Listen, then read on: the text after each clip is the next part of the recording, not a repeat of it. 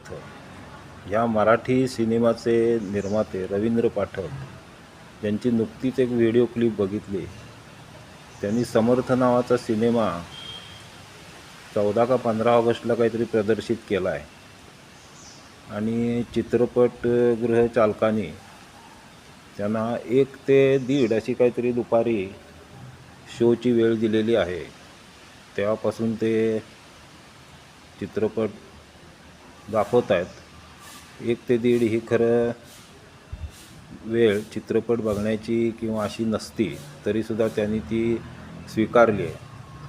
आता काल काय झालं, टॉक्सिक नावाचा एक दाक्षिणात्य चित्रपट प्रदर्शित झाला आहे। तेव्हा सगळ्या चित्रपटगृह चालकांनी त्यांना चित्रपटगृह देण्यास नकार दिला आणि कारण सांगितले की आम्हाला त्यांच्याकडून 400 रुपये प्रत्येक सीटला मिळतात आणि तुमच्याकडून तेवढा काही फायदा होत नाही, आम्ही तुमचा चित्रपट ठेवू शकत नाही।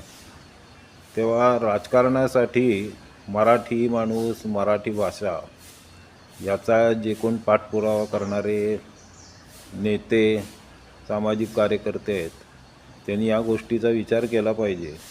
मराठी माणसांनी धंद्यात उतरा असंही म्हणतात, त्याला राज्याकडून, राज्य सरकारकडून किंवा नेते मंडळी, सामाजिक कार्यकर्ते यांच्याकडून जर का पाठबळ नाही मिळालं तर कसं होऊ शकेल।